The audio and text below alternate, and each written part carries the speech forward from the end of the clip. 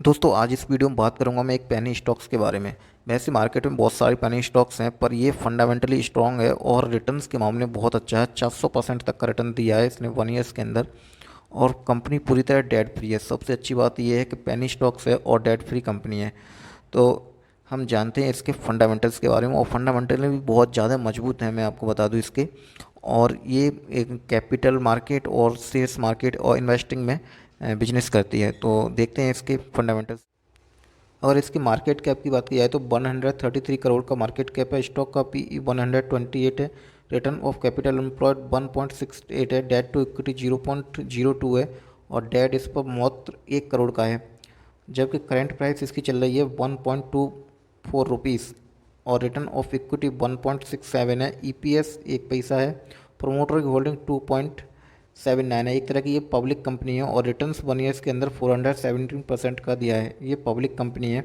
और हाई और लो की बात की जाए तो 24 पैसा हाई लो थी और 3.94 तक हाई गई थी। डिविडेंड नहीं दे रही है। नेट प्रॉफिट है इसका 1 करोड़ 4 लाख और बुक वैल्यू है 0.59। तो ये थे इसके फंडामेंटल्स। तो बात करते हैं हम NCL research and finance service limited के बारे में।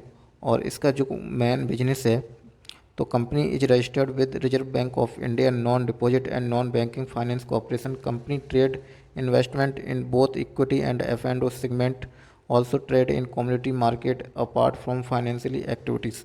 और सर्विस प्रोवाइड करती है financially service with a focus on micro small and medium enterprises, small and medium enterprises, corporate and non corporate sector, secured and unsecured loan based on the risk profile of client.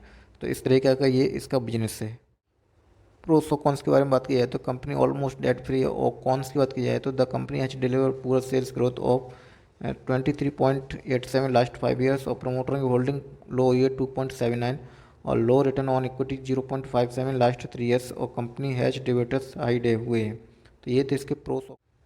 बात करते हैं इसके P and L के बारे में। तो sales 2011 में हुई थी 3.29 और अभी है 1.8, थोड़ी डाउन हुई है।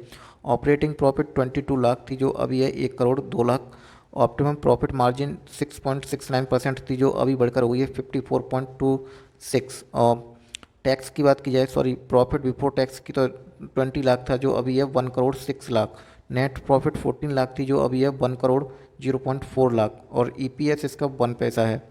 और डिविडेंड यील्ड ये नहीं दे रही है। और कंपाउंड सेल्स ग्रोथ की बात की जाए तो लास्ट 3 ईयर्स में -18% थी जो अभी है 2%।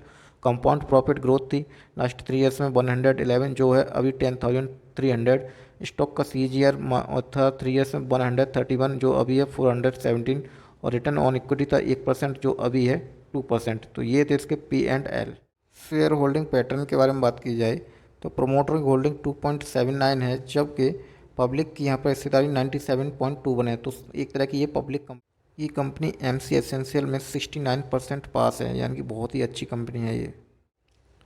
बात की जाए इसके रिटर्न्स के बारे में तो लास्ट 6 मंथ में 15% डाउन हुआ है। जबकि 1 ईयर्स के अंदर 629% का और 2 ईयर्स के अंदर 1966% और 3 ईयर्स के अंदर 1671% तक का रिटर्न दिया है। और 1 वीक में 5.98% बढ़ा है।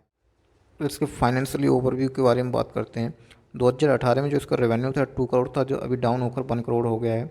और नेट प्रॉफिट की बात की जाए तो 2022 में इसकी नेट प्रॉफिट 1 करोड़ थी। इससे पहले ये पूरी जीरो थी। ईपीएस की बात की जाए तो ईपीएस 0.01 रुपीज़ से बढ़कर 0.2 रुपीज़ हो गया है।